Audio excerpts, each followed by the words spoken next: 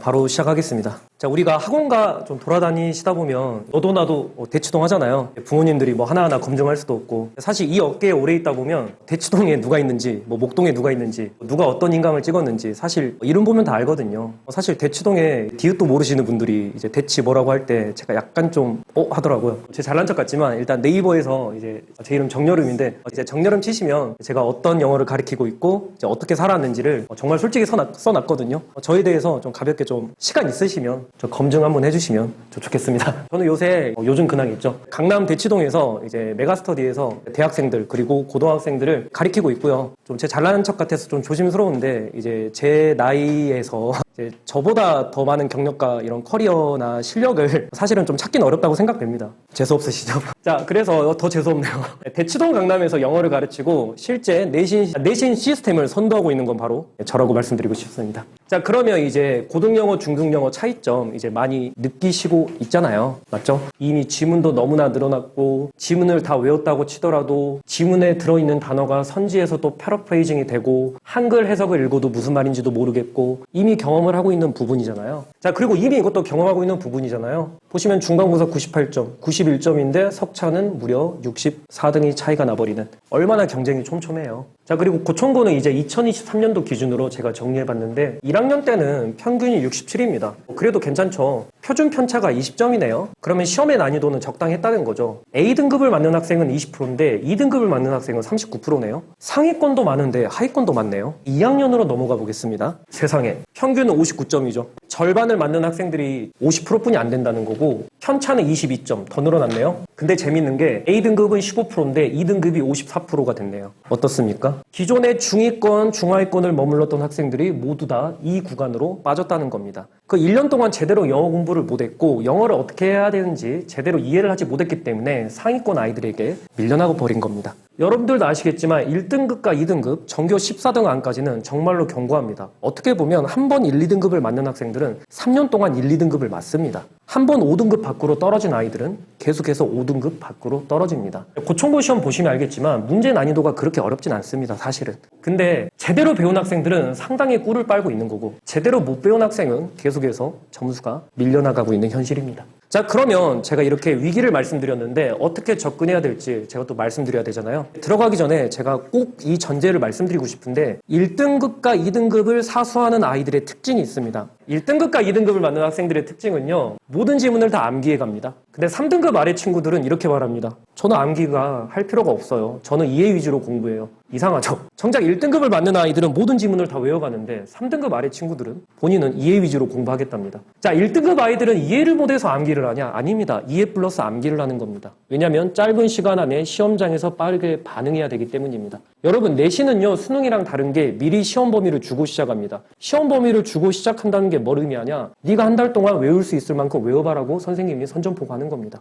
근데 그거를 수능 형식으로 그날 이해 위주로 풀겠다? 너무한 겁니다. 최대한 외울 수 있을 만큼 외워야 됩니다. 자, 근데 제가 그래도 아이들 가리키는 사람인데 너 이거 다 외워, 그렇게 가리키는 거 너무 체계가 없는 거잖아요. 우리가 어떻게 외워야 될지, 어떻게 적내야 우리가 1등급 맞을 수 있을지 설명해 드릴게요. 자, 먼저 지문을 정확하게 분석해야 되겠죠. 분석해서 나올 부분과 나오지 않을 부분을 선별을 해드립니다. 여기 주제, 요지, 학생용으로도 드립니다. 빈칸 뚫어서 다 드리고요. 문법적으로 중요한 부분, 핵심, 동의어, 반의어, 이제 주제문 선택하는 워크북 제가 직접 만들어서 드립니다. 시중에도 좋은 워크북 이제 분석서 많은데 분명 이거 보시면 좀 놀라실 만한 퀄리티라고 생각됩니다. 자, 이제 우리가 분석을 했으면 뭐 해야 되죠? 지문을 내 걸로 만들어야 되겠죠. 자, 보시면 워크북입니다. 학생들한테 체계 없이 외우라고 하지 않습니다. 한 타임 수업할 때 지문은 적게는 6개, 많게는 8개 나갑니다. 그 8개, 6개 지문 워크북 그대로 쓰고 외우도록 시킵니다. 그리고 그 다음 시간에 워크북으로 복습 테스트 합니다. 그러면 한 주에 지문 많아도 12개 합니다. 한 주에 12개면 충분히 할 만합니다. 한 주에 12개가 4주 지속되면 시험 범위 끝납니다.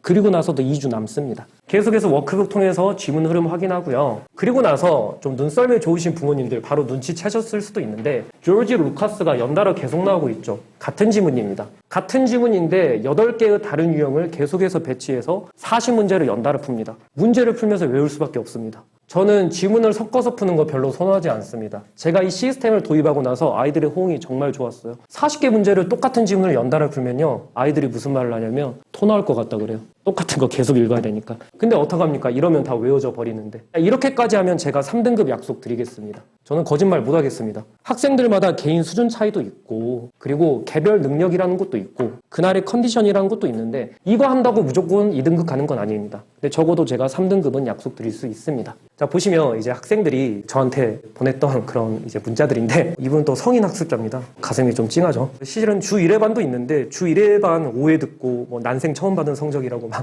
이렇게 뭐 좋아했던 학생도 있는데요. 여기 보시면, 이거 보이시나요? 18점에서 82점 오르는 학생. 고등학생입니다. 사실 이렇게 점수 오르는데 1년 걸렸습니다. 오래 걸리더라고요. 처음 중간고사 봤는데 18점 나왔어요. 18점 나왔는데 학원에 왔더라고요. 전 사실 그만뒀을 거라 생각했거든요. 제가 물어봤어요. 너 그때 왜 그만 안 뒀냐고. 이 점수 나오고 나서 물어봤어요. 너 그때 왜 그만 안 뒀어? 쌤은 너 그만둘 줄 알았다고 하니까 사실은 그만두려고 했는데 아무리 생각해도 내가 이상한 것 같대요. 쌤은 열심히 했는데 내가 이상한 것 같아서 이 쌤 괜찮은 것 같으니까 한번 믿어보자 했대요. 근데 1년 동안 성적 진짜 제대로 안 오르더라고요. 왜냐 워낙 기본도 없고 영어도 제대로 모르고 어순이란 것도 이해를 못했어요. 메타인지가 안 됐어요. 본인이 어떤 단어를 알고 모르고도 모르더라고요. 근데 1년 제대로 배우니까 82점 올라서 저한테 감사합니다. 이제 더 이제 감동적인 내용이 있는데. 자, 그래서 학생들마다 사실 차이가 있고 받아들이는 속도도 다르다는 건 우리가 사실은 인정을 해야 됩니다. 그래서 제가 제 수업 들으면 바로 1등급 맞는다? 그런 말씀은 못 드리겠고요. 혹시라도 학생이 30점 이하다. 그러면 저한테 딱 3학기만 주세요. 제가 마음대로 하는 게 아니라 총 시험 3번만 저랑 치면은 영어를 좀 알겠다. 영어 좀 혼자 공부할 수 있겠다. 영어가 이런 거구나. 그렇게 알 수 있도록 해드립니다. 딱 시험 저랑 3번 치면은 보통 그렇게 되더라고요. 근데 이제 보통 학생이 이제 70점에서 80점 정도 수준이다. 그러면 수강하자마자 바로 엄청난 효과 보실 수 있다라고 제가 장담할 수 있습니다. 그래서 여기는 또 인강 학생들 후기고요. 자, 보시면 저 같은 경우는 상당히 테스트를 중요시 여깁니다. 수업은 다 잘하세요. 물론 저도 잘하는데 다들 수업은 잘하는데 진짜 중요한 건 내가 뭘 모르는지 아는 게 중요한 거잖아요. 학생들 테스트 보고 제가 만든 테스트 직접 보고요. 제가 아이들 뭐 틀렸는지 직접 보고 수업에 그대로 합니다. 그래서 아이들이 되게 놀라는 게 저렇게 쓱 한번 보고 수업 때 아이들 틀린 거 너 이거 틀렸지 하면서 설명해주면 아이들이 되게 놀라요. 어떻게 잠깐 봤는데 내가 틀린 거 기억하지 하면서.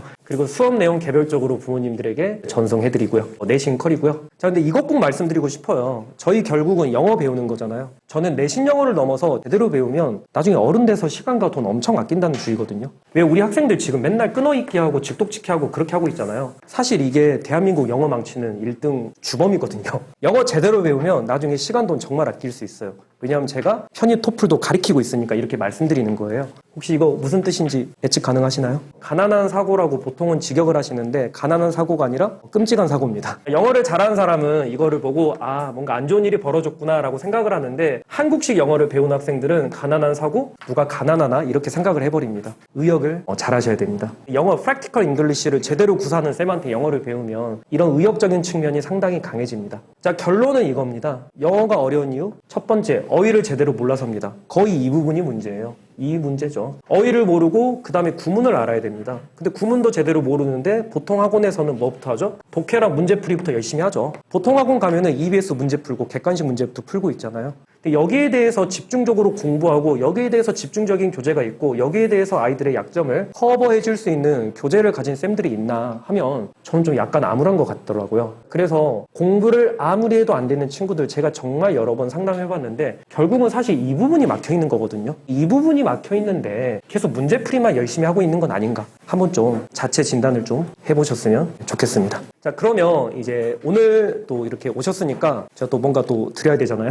이제 학생들이 가장 헷갈려하는 내용들인데 제가 실제로 다 이렇게 시중에서 다 돈 주고 팔고 있는 거 있거든요. 자, 일단은 분석서 같은 경우도 사실은 가격이 좀 다 비싸요. 등록하면은 제가 그 학생들은 바로 명단 받아서 중간고사 때 모든 자료 다 무료로 드릴 수 있도록 하겠습니다. 지루한 설명 들으시느라 되게 고생 많으셨고요. 혹시 궁금한 사항 있으신가요? 네, 없으시면 여기서 마무리할 수 있도록 하겠습니다. 자, 감사합니다.